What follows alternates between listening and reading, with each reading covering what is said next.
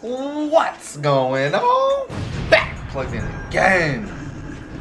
With your boy the Prophet. Hey yo, man. So we got a special video for you guys, man. You've been waiting, you've been asking, you've been begging.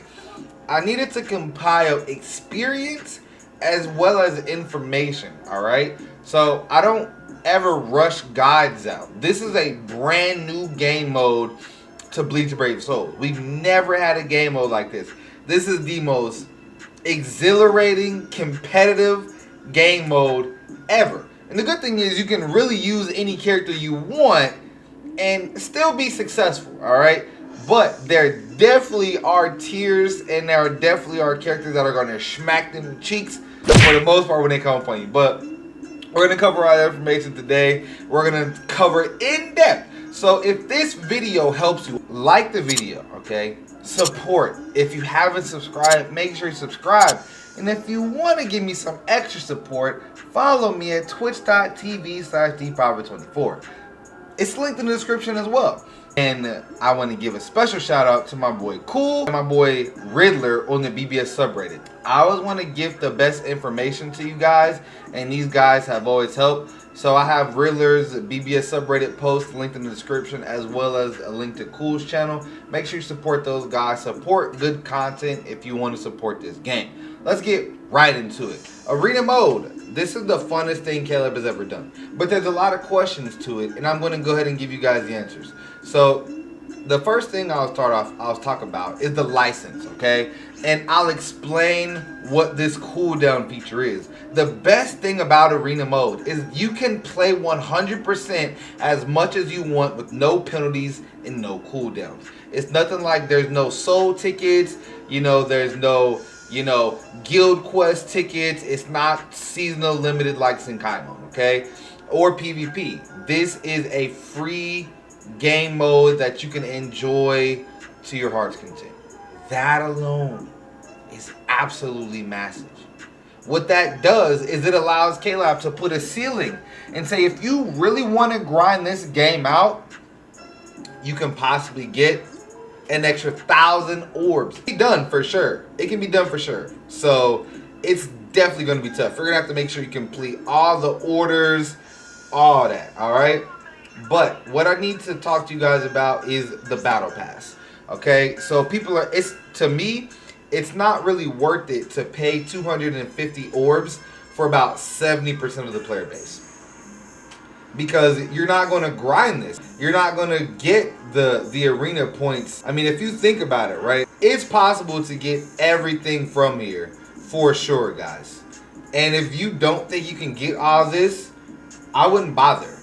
Because even paying 250 orbs for a chance at a 6-star ticket, which could be a seasonal, is good. I mean, I would say it's less than good, really, because you don't even get that character at a 5-star, which means that you lose out on 50 orbs when you max that character. So keep that in mind, that in value, a 6-star ticket is only good to people that can't level up a character consistently. And most people can, but you're losing 50 orbs. So keep that in mind. Now, what the battle pass will help you do is it will help you level up your character in this game mode. And if you guys will see, right, just to get my Noel rank 9, it's 2 hero certificates and 3 of the champion certificates. Like, so these are not easy to get. Like, this is like halfway, or this is like a quarter way through the battle pass. So you only get a few of these. You only get so many of these per battle pass, which does cost 250 orbs. But it will help you a lot if you want to max out that one character. If you want to max out maybe 2, I would say this will help you. Getting an extra 30% strong attack damage is going to be absolutely ridiculous. Getting all stats 35% plus freeze duration is pretty damn crazy. Like, it really is. So, but do you need these to climb the ranks? Not really. You really don't. At the end of the day, man, it takes strategy.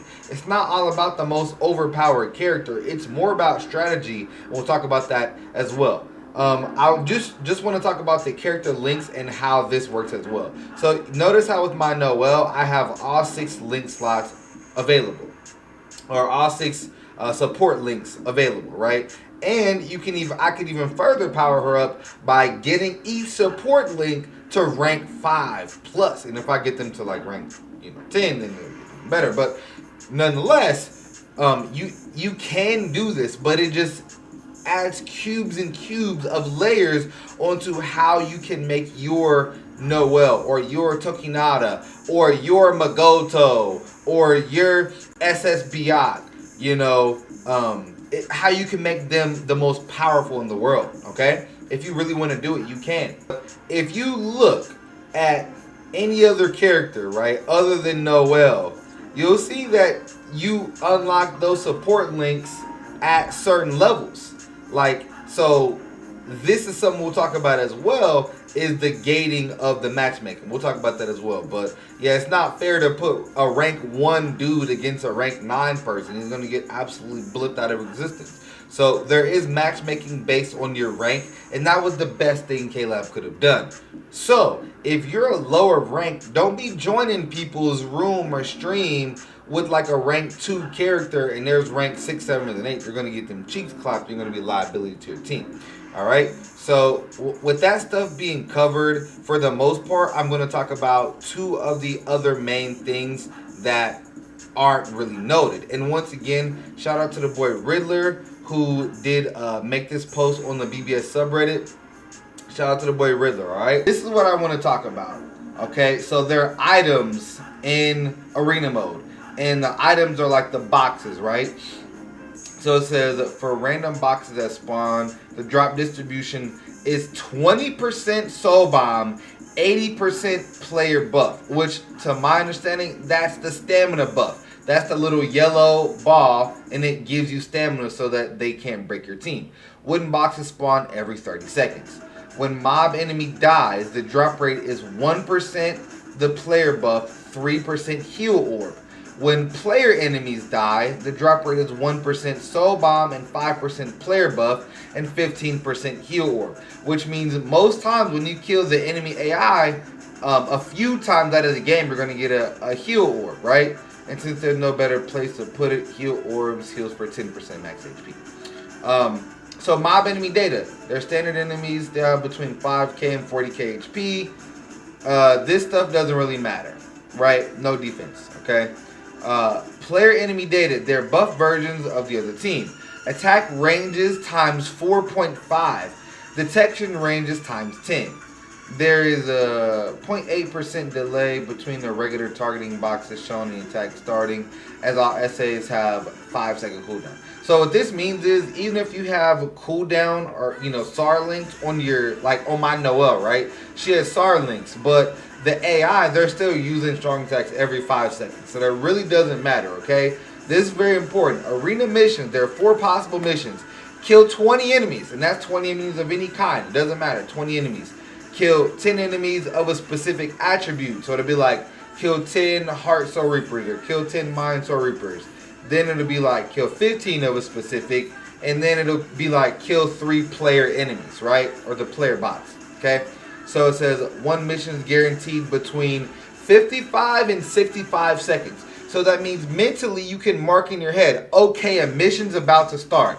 I would not use my soul bombs until the mission starts, because otherwise you should be able to one-shot mobs with flurry characters or one-bang them with 1 strong attack with SP characters. So you really shouldn't need to ever use your soul bomb unless it's a very clutch situation. That's my personal experience. Some matches, if I don't use my soul bomb, it's best for the team. And I can explain that a little bit later. But so there's a 60% chance that another mission activates between 125 and 130 seconds. Alright? So matchmaking. Time limit is 180 seconds. Matchmaking is done in tiers. Okay? You can only be matched with players in your tier. Tiers are based on units arena rank. 1 to 2, 2 to 5, 5 to 8, and 8 to 10. That means that if you join with someone that's a rank 10, or someone joins me with the rank 10 character when I'm trying to work on my like side characters or my side links, bro, don't use no rank 10 character when you join up. Like, you're going to make harder, you feel me, competition get drawn, period, point blank. So make sure everyone is around the same arena rank in your team so that it's pretty equal. And you will notice that 8 appears in 5 through 8, 8 through 10. That's to just give you a bit more variety, right? So if I have somebody ranked 8 on my team, I can still get matched up with those same people if I'm ranked 5, all right? So yeah, man, that information is really, really key. Once again, shout out to the guy Riddler, man. I really appreciate you, and I wanted to give him a special shout out. All right, y'all. So as you guys can clearly see, this dude, like, this is a free Renji. I don't know. So I guess that happens whenever someone drops out. But so now we're gonna get into the actual strategy of winning in arena mode. So you guys will notice, every single time I kill one of these small mobs, not the NPC or the player NPCs, but just the regular mobs, right? You'll see that those little crystals, right? You see that you're getting that yellow energy, right? And that yellow energy is going back up to the top. So what that does, it stops your stamina from breaking, okay? So it's this whole tug of war between, you have to balance killing enemies with player mob NPCs. So it's a balance, it's a dance. So you get score by killing both, but by killing their player NPCs, like these two that are in front of me, you'll see that I'm going to make their stamina deplete. You're going to see a chunk of their stamina go down whenever, the player NPCs die. I'm kind of hard to kill because he has last ditch. But so right here you see the bonus mission, right? And it says defeat 15 heart or speed attribute enemies. So basically this is the best time to use your soul bomb. Bam. I didn't need to use my soul bomb because I see a large group of enemies here, and that's just a strong attack or two away.